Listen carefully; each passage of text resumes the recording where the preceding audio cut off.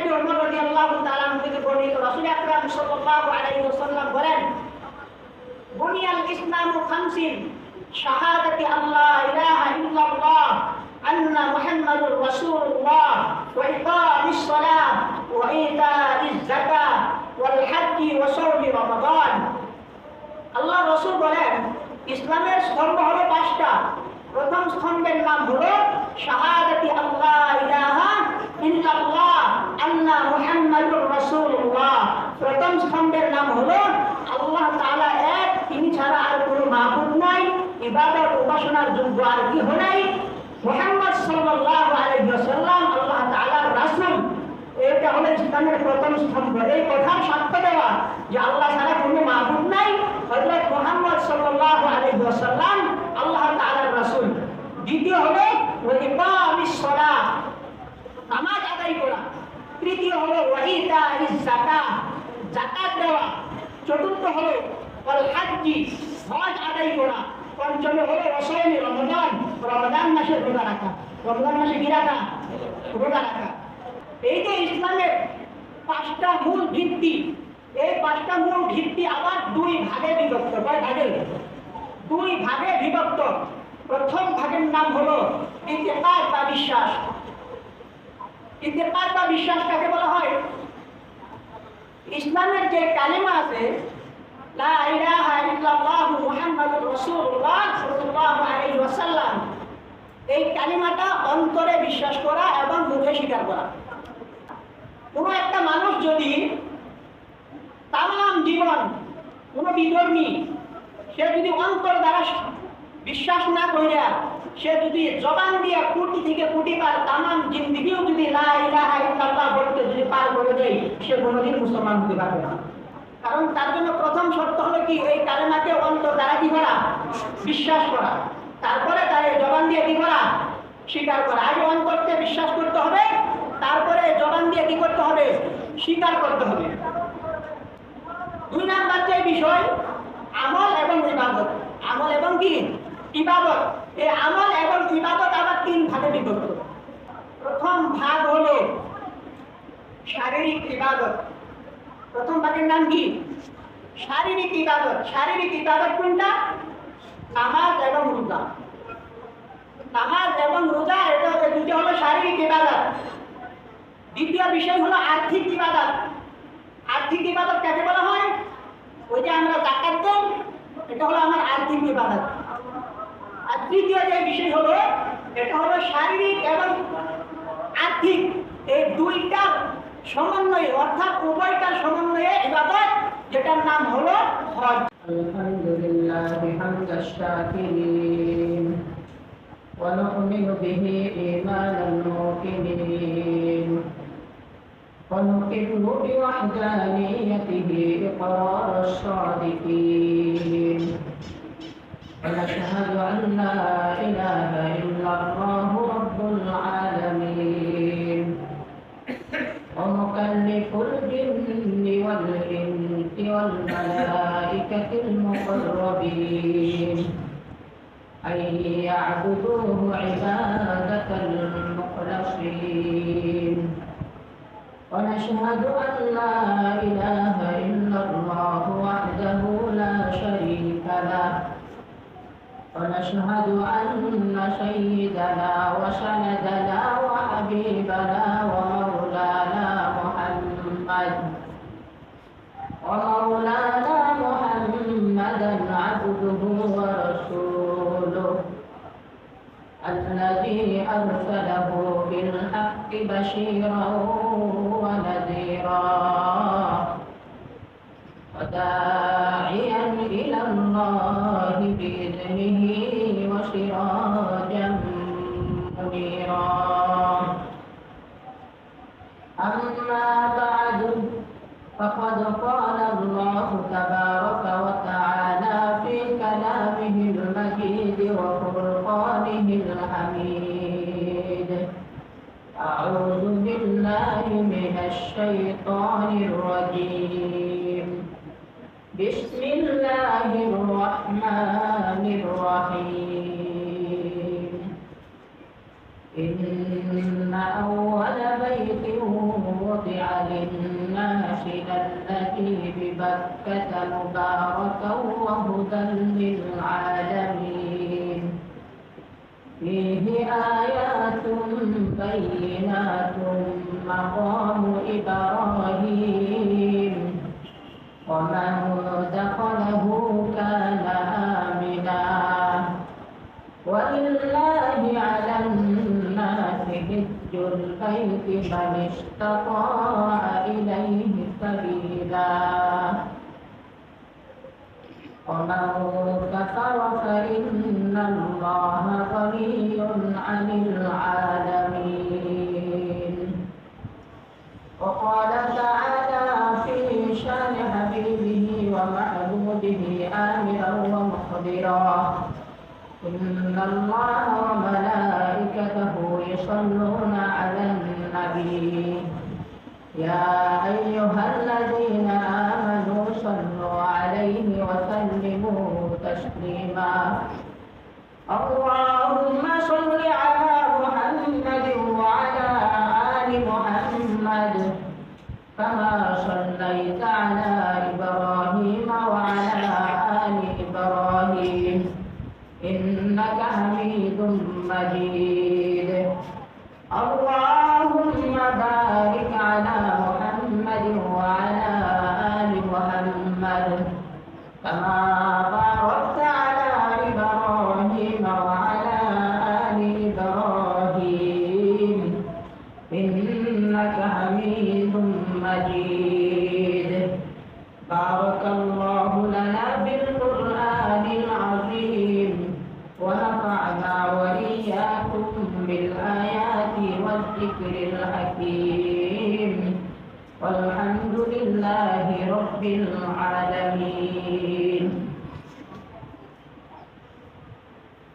الحمد لله মহান আল্লাহ রব্বুল আলামিনের দরবারে অসংখ্য অগণিত শুকর যে মহান রব্বুল আলামিন আজকের এই জুমার দিনে জুমার নামাজ আদায়ের লক্ষ্যে আল্লাহ তাআলা আমাদেরকে তিনার ঘর মসজিদে আসার বসার তৌফিক দান করেছেন।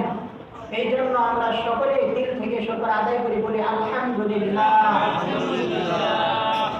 প্রিয় মুসলিম কেরাম, আজকে আমরা আলোচনা করব হজের বিষয়ে। যেহেতু এটা হজের মৌসুম, কোরআনে কারিমের যে আয়াত তিলাওয়াত করেছি এই আয়াতের মধ্যে আল্লাহ তাআলা বলেন ইন্না আউওয়ালা বাইতিন উদিআ লিন-নাস। আল্লাহ তাআলা বলেন নিশ্চয়ই পৃথিবীতে মানুষের জন্য সর্বপ্রথম যে ঘরটা নির্ধারিত হয়েছে এটা হলো সেই ঘর লাল্লাযী বিবাক্কা, যেটা মক্কায় অবস্থিত।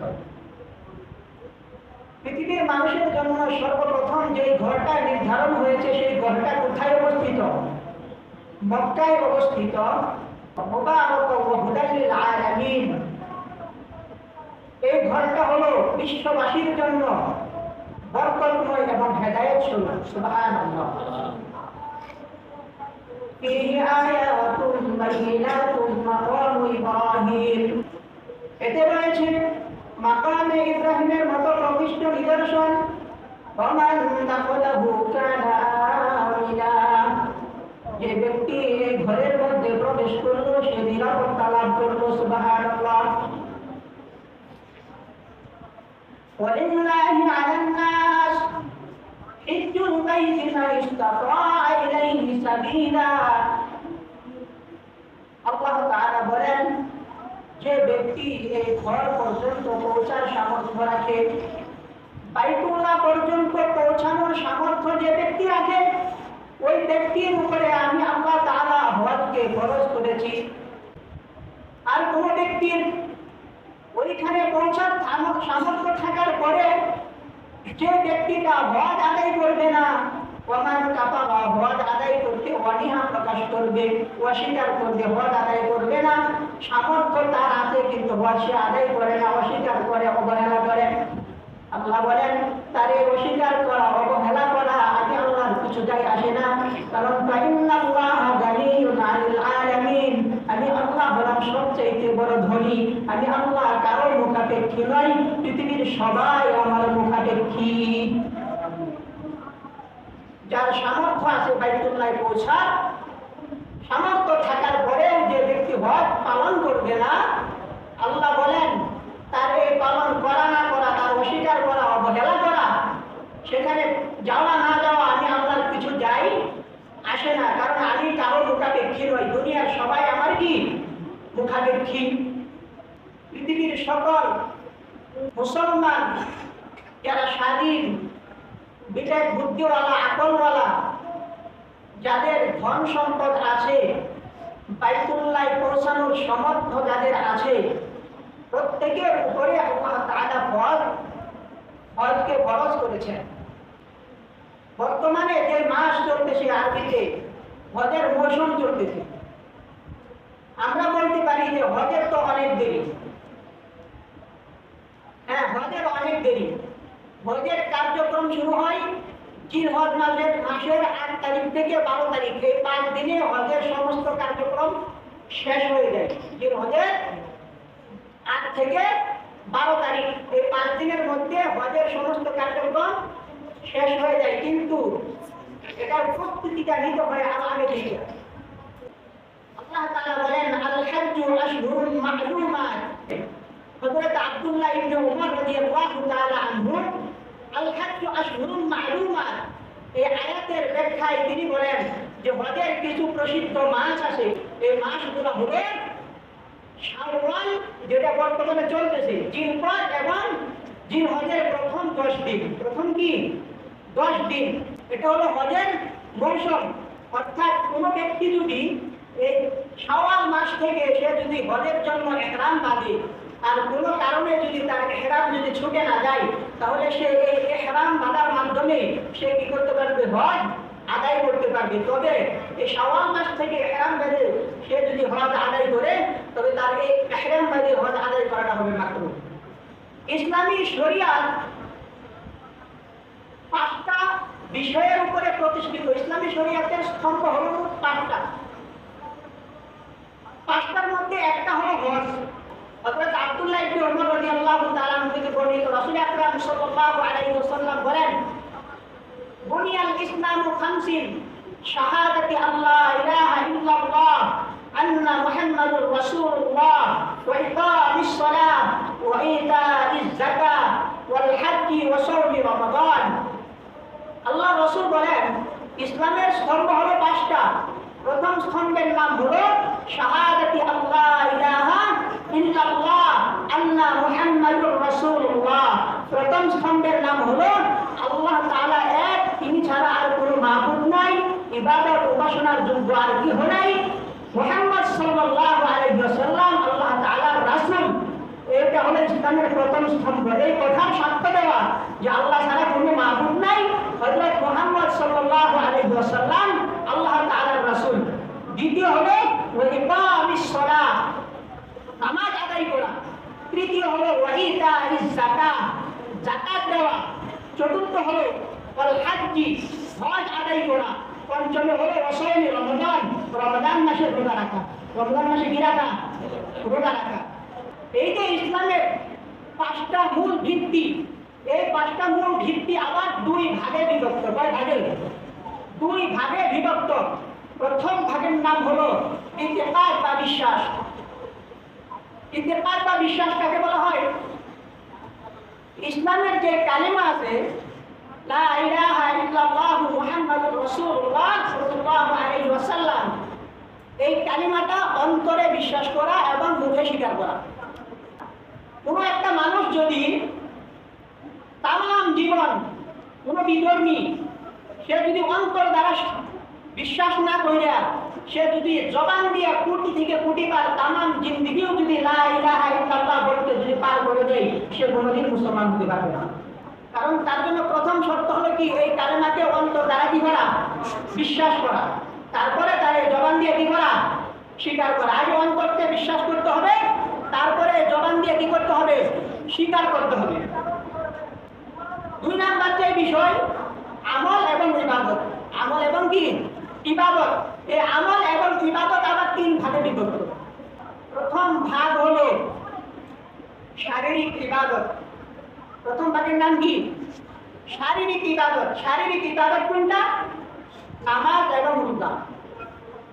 নামাজ এবং রোজা এটা দুটো হলো শারীরিক ইবাদত। দ্বিতীয় বিষয় হলো আর্থিক ইবাদত। আর্থিক ইবাদত কাকে বলা হয়? ওই যে আমরা যাকাত দেই, এটা হলো আমার আর্থিক ইবাদত। আর তৃতীয় যে বিষয় হলো এটা হলো শারীরিক এবং আর্থিক, এই দুইটার সমন্বয়ে অর্থাৎ উভয়টার সমন্বয়ে ইবাদত, যেটার নাম হলো হজ। যেটার নাম কি? হজ। তৃতীয় বিষয় কি? শারীরিক এবং আর্থিক ওই উভয়টার সমন্বয়ে যে ইবাদত, এই ইবাদতের নাম কি?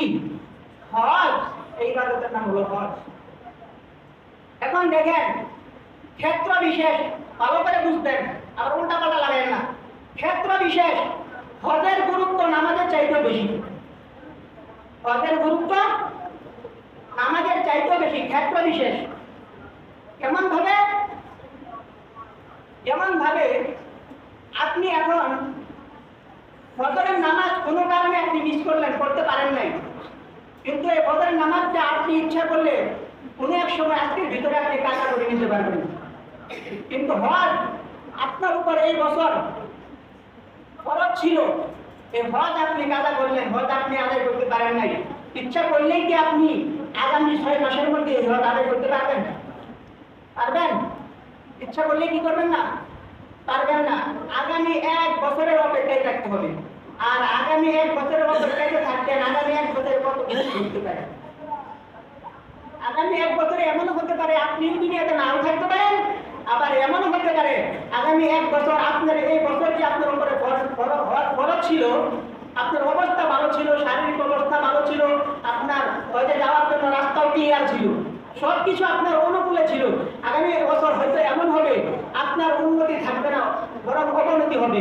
আপনার শরীর স্বাস্থ্য ভালো থাকবে না, আপনি দুর্বল হয়ে যাবেন, যাওয়ার পথ রাস্তা ক্লিয়ার হবে না, কোনো একটা সমস্যা থাকতে পারে।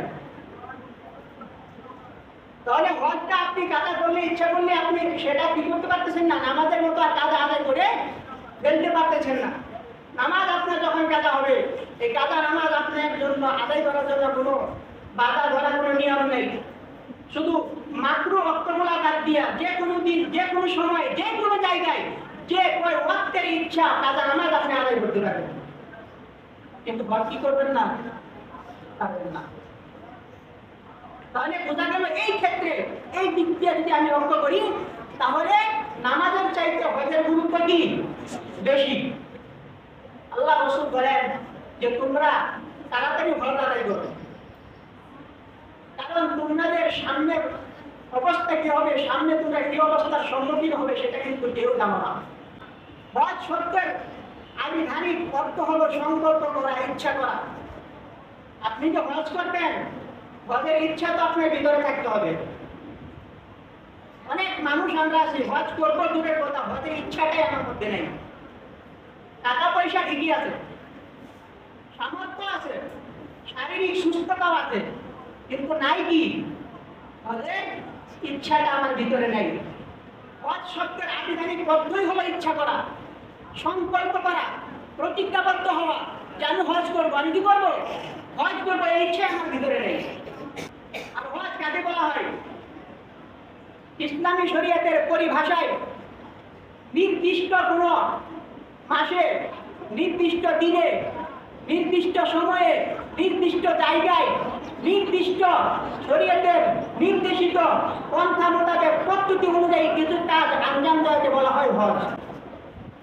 এখন বা ইতিপূর্বে আমাদের উপরে যাদের হজ ফরজ হয়েছে, আমরা হজ কি করি নাই? আদায় করি নাই। তো আমাদের জন্য উচিত হলো, আমাদের জন্য রাস্তা হলো, যদি পারি, ইচ্ছা করি, আমি হজের ব্যবস্থা করে আমি হজের মধ্যে চলে যাই। এটা হলো তাদের জন্য 1 নাম্বার রাস্তা। 2 নাম্বার রাস্তা হলো এবছর আমি হজে যেতে পারতেছি না কোনো একটা সমস্যার কারণে, কিন্তু আমি আগামী বছর যাবো, এর দৃঢ় প্রতিজ্ঞা করা এবং আগামী বছর হজে যাওয়ার জন্য প্রস্তুতি গ্রহণ করা। আর 3 নাম্বার রাস্তা হলো যে আমি যে আগামী বছর হজে যাব, এই লক্ষ্যে আমি তো কাজ করব। তারপরে আমার ওয়ারিশ যারা আছে, ওয়ারিশদেরকে আমি এই কথা বলে রাখবো যে আমি আগামী বছর হজ করব। এটা আমার ইচ্ছা, আল্লাহ তাআলা যদি তৌফিক দিয়ে আমি আগামী বছর হজ করব। কিন্তু হায়াত মওতের তো আর বিশ্বাস নাই। যদি আমি আগামী বছর হজ যদি না করতে পারি, যদি আমি দুনিয়া থেকে চলে যাই, মৃত্যুবরণ করি, তাহলে তোমরা আমার পক্ষ থেকে, আমার রেখে দেওয়া অর্থ সম্পদ থেকে তোমরা নিজেরা কেউ আমার বন্ধু হিসেবে হজ করবে, অথবা যোগ্য কোনো ব্যক্তি দিয়ে করতে হজ করাবে। এই কথাটাকে দিয়ে রাখা, বলে রাখা। যদি বেঁচে থাকে, যদি আল্লাহ তাআলা আপনিকে সুস্থ থাকে, তাহলে তো সে যাবে। আর যদি সে মৃত্যুবরণ করে আর তার ওয়ারিসদের যদি সম্ভব হয়, তাহলে তার পরিবর্তে হজ করবে বা বদলি কোনো যোগ্য ব্যক্তিকে তার পরিবর্তে হজ করা। এখন এখানে একটা মাসালা আছে। মাসালা হলো, এই যে লোকটা ধরেন না আপনার বাবাই ওসিয়ত করে গেল, সে হজ করতে পারে না, মৃত্যুবরণ করছে। এখন তার এই ওসিয়ত পুরা করতে যায়, যদি দেখা যায় তিনি ওয়ারিসদের জন্য যে সম্পদ রেখে গেছে, এই সম্পদের 1/3 বা তার চেয়েও কম যদি খরচ হয়, তাহলে তার উপরে ওসিয়ত পুরা করা খরচ ওয়াজিব, এটা পালন করতে হবে। আর যদি দেখা যায় যে এই ওসিয়ত তিনি করে গেছেন, এই ওসিয়ত পালন করতে যায় 1/3 বা তার চাইতে বেশি খরচ হয়, সম্পদ খরচ হয়, তাহলে এই ওসিয়ত তার জন্য পুরা করা খরচ। কারণ ওয়ারিসদারদের সম্পদ এভাবে হক নষ্ট করে তার ওসিয়ত পুরা করে কিনা খরচ না। তো আমার কথা হলো সেটা না, আমার কথা হলো যারা পিতামাতা নেককার সন্তান, যারা পিতামাতার বাধ্যগত সন্তান, যাদের অন্তরে পিতামাতার মুহাব্বত আছে, যারা সত্যিকার অর্থে তার পিতাকে, তার মাতাকে মন থেকে ভালোবাসেন, মায়া করেন, মুহাব্বত করেন, তারা ওই পিতার নির্দেশিত ওসিয়ত পুরা করবে। যারা চান যে আমার পিতা যে ওসিয়ত করে গেছে, আমি আমার এই পিতার ওসিয়ত পূরণ করি, আমার পিতা যেন কবরের মধ্যে শান্তিতে থাকে, কি থাকে?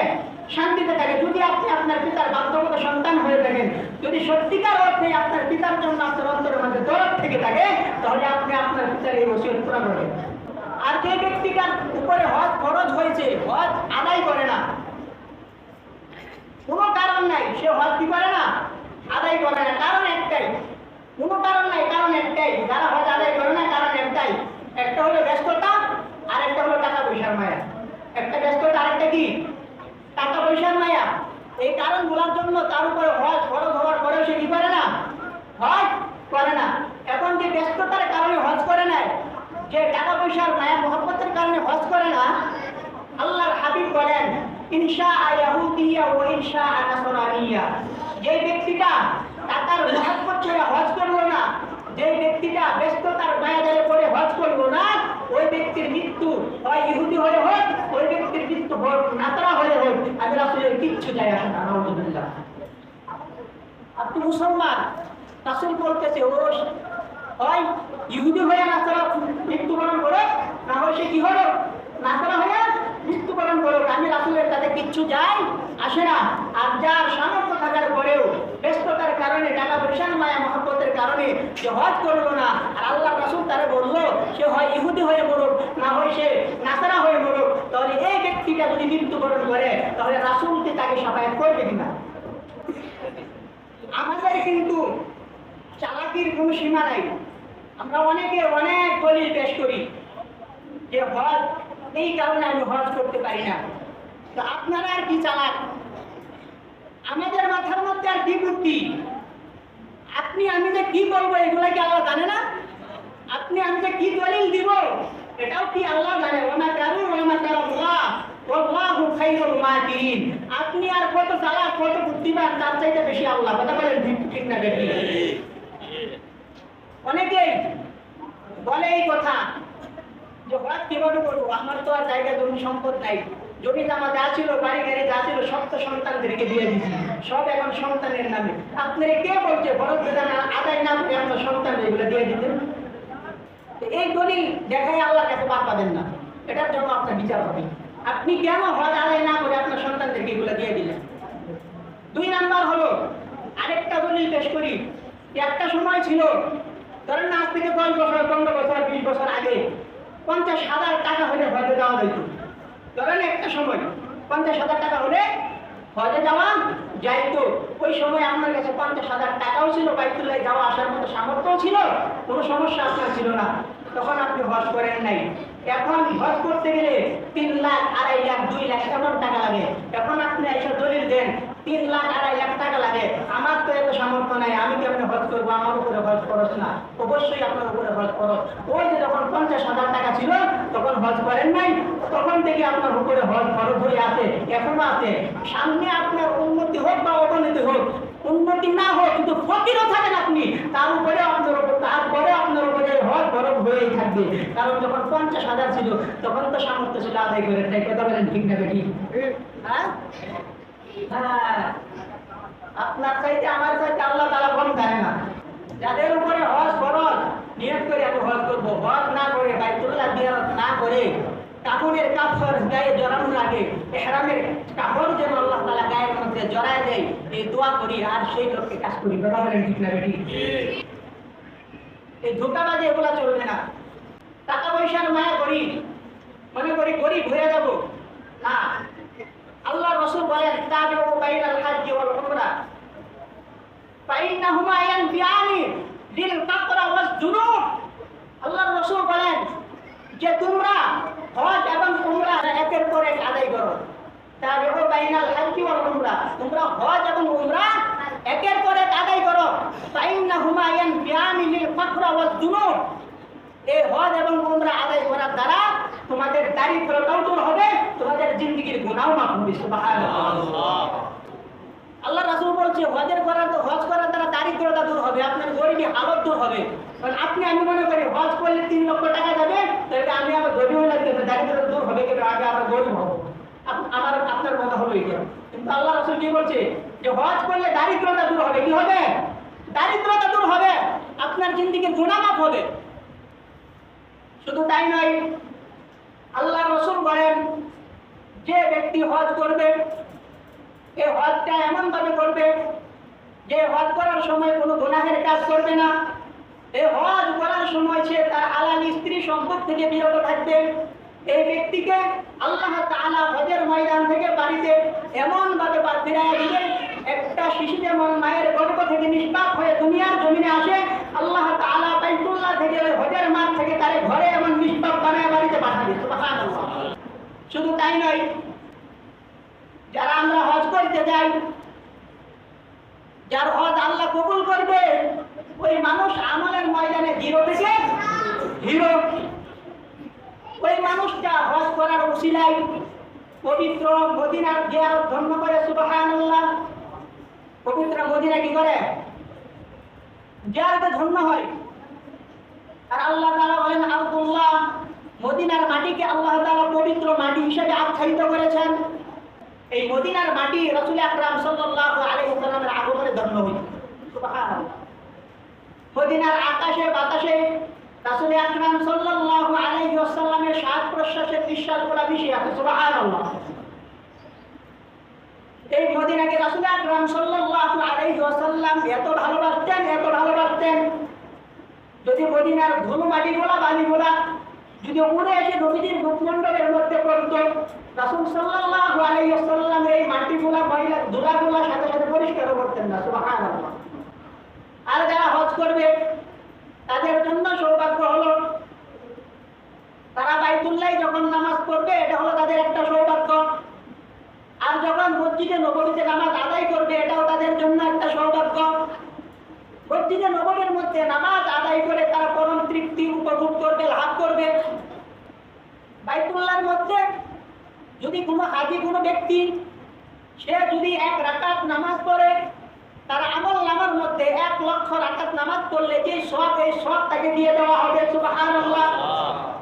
আর যদি কোনো ব্যক্তি মসজিদে নববীর মধ্যে সে যদি নামাজ আদায় করে 1 রাকাত, তাহলে 1 রাকাতের বিনিময়ে 1000 মতান্তরে 50,000 রাকাত নামাজের সওয়াব তার আমল নামার মধ্যে দিয়ে দেওয়া হবে। সুবহানাল্লাহ। তাহলে মসজিদে নববীতে আর বাইতুল্লাহ নামাজের ফজিলত কম না বেশি? এই ফজিলত আমি কিভাবে লাভ করব যদি না যাই? না যায় লাভ করতে পারবো? যাইতে তো হবে, এখানে যাইতে হবে। এই বাইতুল্লাহ যেটা আল্লাহ তাআলা পৃথিবীর সর্বপ্রথম ঘর, যেটা মানুষের জন্য আল্লাহ তাআলা নির্ধারিত করেছেন, ওমান দাখালাহু কানা আমিনা, যে ঘরের মধ্যে প্রবেশ করা মানে নিরাপত্তা লাভ করা, ওই ঘরটা বিভিন্ন সময় বিভিন্ন কারণে ভেঙে গিয়েছিল। হযরত নূহ আলাইহিস সালামের সময় প্লাবনের কারণে এই ঘর বাইতুল্লাহ ভেঙে গিয়েছিল। আল্লাহ তাআলা এই বাইতুল্লাহ পুনরায় হযরত ইব্রাহিম আলাইহিস সালাম এবং হযরত ইসমাঈল আলাইহিস সালাম পিতা পুত্রের সমন্বয়ে আল্লাহ তাআলা এই ঘরকে আবার পুনরায় নির্মাণ করেছেন। সুবহানাল্লাহ। আল্লাহ তাআলা ঘর যখন নির্মাণ হয়ে গেল, ইব্রাহিম যখন এই ঘর নির্মাণ করলেন, আল্লাহ জানায় দিলেন ওয়া'আযিন ফিন নাসি বিল হাজ্জি ইয়াতুকা রিজালা ওয়া আলা কুল্লি দামিরি ইয়াতিনা মিন কুল্লি ফাজ্জিন আমিক। আল্লাহ তাআলা বলছে, ইব্রাহিম তুমি আমার এই ঘরের হজের জন্য লোকের কাছে মানুষের মধ্যে এটা ঘোষণা করে দাও। তুমি এখানে ঘোষণা করে দাও যাতে করে মানুষ পায়ে হেঁটে দুর্বল উষ্টিতে আরোহণ করে দূর দূরান্ত থেকে আমার এই ঘর জিয়ারতে আসে, আমার এই ঘরের হজ তারা করে, তুমি মানুষের মধ্যে ঘোষণা দিয়ে দাও। ইব্রাহিম আলাইহিস সালাম বলে, আল্লাহ এই জনমানবহীন প্রান্তরে যেখানে কোনো মানুষের বসবাস নাই, এখানে আমি যদি ঘোষণা দেই আমার এই ঘোষণা কে শুনবে? কে শুনবে আমার এই ঘোষণা? আল্লাহ তাআলা বলে, ইব্রাহিম তোমার কাজ হলো ঘোষণা দেওয়া, আর আমার কাজ হলো তোমার ঘোষণা পৌঁছে দেওয়া। সুবহানাল্লাহ। ইব্রাহিম আলাইহিস সালাম মাকামে ইব্রাহিমে দাঁড়িয়ে কোনো রওয়ায়ে আবু কুবাইস নামক পাহাড়ের উপর দাঁড়িয়ে দুই কাঁধের মধ্যে আঙ্গুল দিয়ে ডানে বামে পূর্বে পশ্চিমে মুখ করে এই কথার ঘোষণা দিয়ে দিলেন, হে মানুষ সকল, আল্লাহ তাআলা তোমাদের জন্য তার ঘর নির্মাণ করেছেন এবং তোমাদের জন্য এই ঘরের হজ করার জন্য ফরজ করেছেন, তোমরা সবাই আল্লাহ তাআলার এই আদেশকে পালন করো। এই ঘোষণা যখন দিতে তাফসীরে ইবনে কাসিরের মধ্যে পাওয়া যায় যে হযরত ইব্রাহিম আলাইহিস সালামের এই ঘোষণাটাকে আল্লাহ তাআলা পাহাড়ে প্রান্তরে পর্বতে পৃথিবীর সমস্ত অলিতে গলিতে তখনকার সময়ে যারা পৃথিবীতে ছিল সেই সকল মানুষের কানে, যে মানুষগুলা মায়ের পেটে ছিল তাদের কানে, যে মানুষগুলা কিয়ামত পর্যন্ত দুনিয়াতে আসবে রূহের জগতে ছিল, ওই সকল মানুষগুলার কানে এই ইব্রাহিম আলাইহিস সালামের এই আওয়াজ আল্লাহ তাআলা পৌঁছে দিয়েছে। সুবহানাল্লাহ। সবার কানে কানে আল্লাহ তাআলা এই আওয়াজ কি করছে? পৌঁছে দিতে।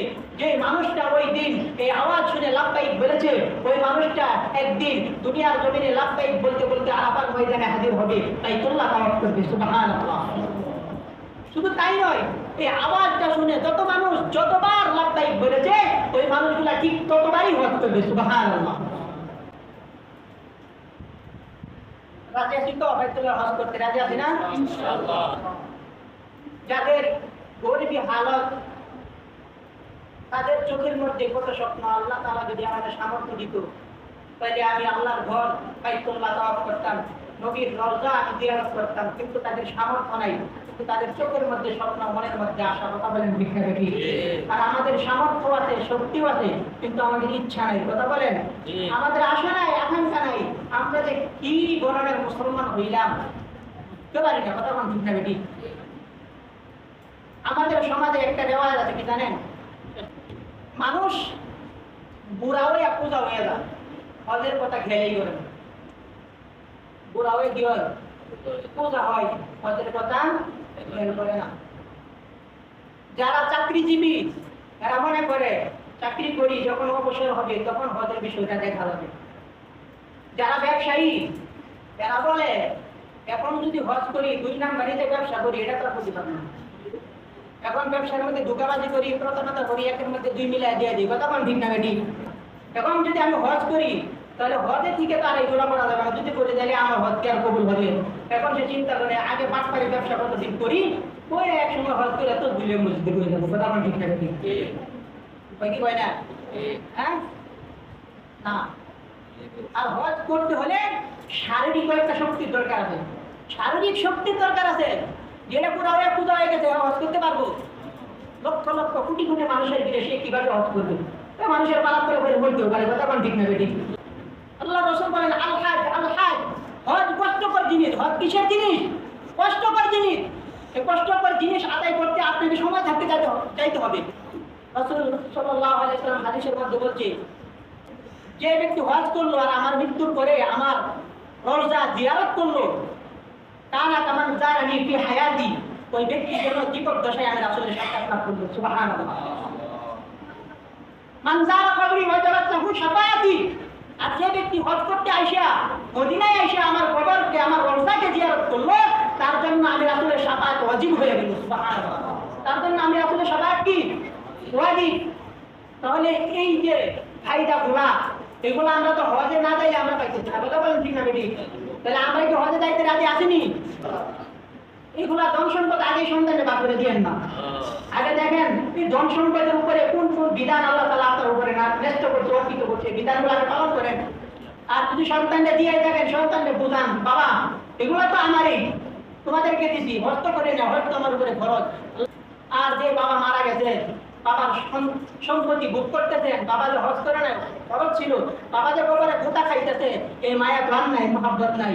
যদি বাবার জন্য মায়া দেহে মহাব্বত থাকে, তাহলে বাবার পক্ষ থেকে হয় নিজে বুদ্ধি হিসেবে হজ করেন, নয়তো যুক্ত কোনো ব্যক্তি দিয়ে বাবার বুদ্ধি হিসেবে হজ করান, তাহলে আপনার বাবা কবরের মধ্যে শান্তি পাবে। কথা বলেন ঠিক না?